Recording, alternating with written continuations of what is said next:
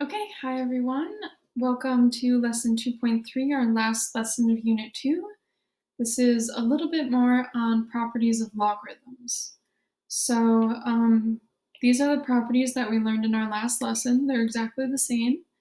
We have the product property, which says that addition outside the log is the same as multiplication inside the log. Quotient property, this should be subtraction.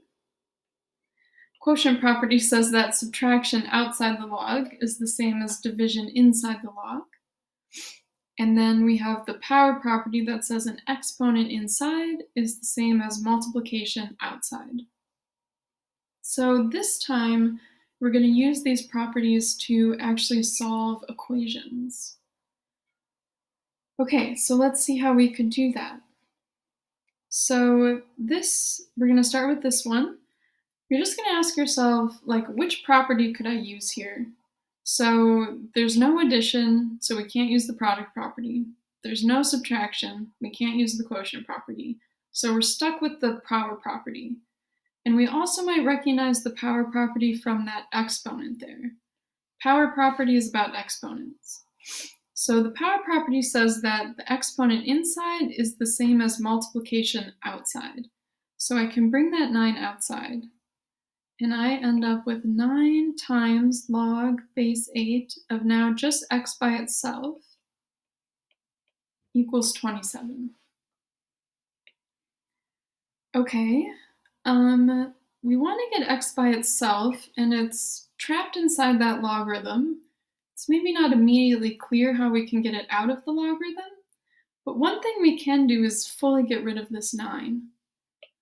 It's 9 times the log, so we can cancel that out by dividing by 9 on both sides. Okay, so if I divide that 9 off, they cancel on the left. I have just log base 8 of x left over. And then on the right, I have 27 over 9, which is 3. Okay, now, once we have a logarithm completely by itself, we're going to convert to exponential form.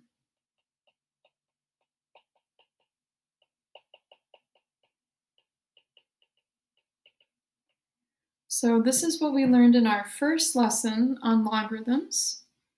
So log base 8 of x equals 3 is the same as 8 to the third power equals x. So remember, 8 is the base, x is our answer number, and 3 is the exponent. And now we basically have x by itself. We just need to figure out what is 8 to the third. So you might know that. You might use a calculator, or you might check the exponent chart. So 8 to the third power is 4,096. So we get as our answer 4,096 is equal to, that's not right, that's 8 to the fourth power, 512. Here's 8 to the third power. It's like, that's way too high. 512. Okay, x equals 512. So that was kind of cool. We just solved this really fancy equation for x using our log properties. Okay, let's try another one. So this one, we might notice that we have addition outside the logs. And we know addition outside the log is the same as multiplication inside the log. So we could rewrite this as log base 5 of 5x times 2 still equal to 3. Okay, well now let's do 5x times 2. So that's log base 5 of 5x times 2 is 10x. And that's still equal to 3. Okay, now we've got a log, a single log. It's fully by itself. So let's convert to exponential form.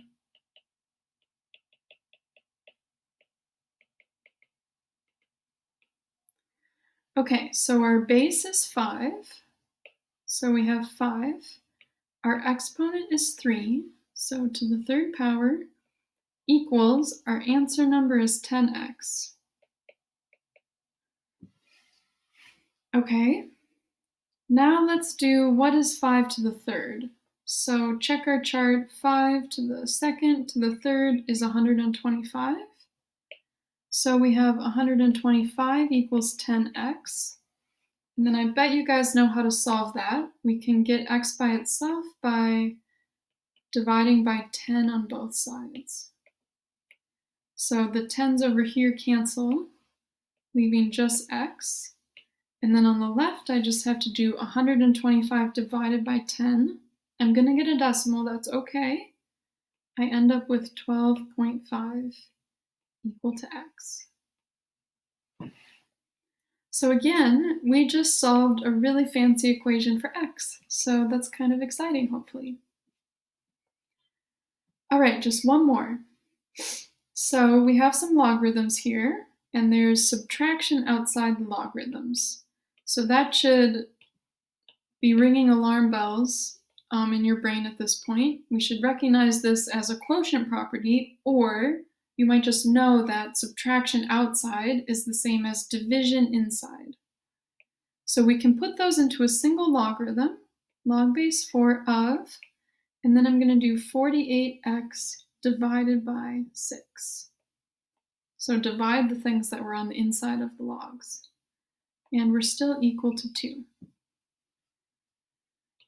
Okay, so now let's simplify that. So this is log base 4 of 48x divided by 6 is 8x. 48 over 6 is 8. And then we're still equal to 2.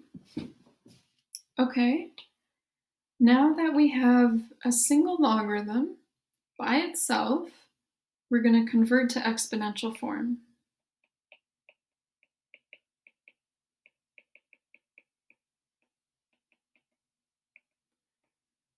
Okay, so our base is 4,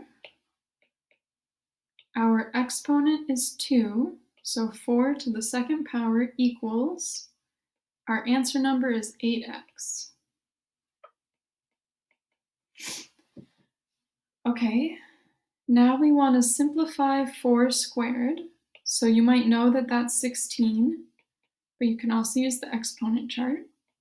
So we end up with 16 equals 8x, and then to get x by itself, we're just going to divide by 8 on both sides. So 16 over 8 is 2, 8x over 8 is just x by itself, so we end up with x equal to 2.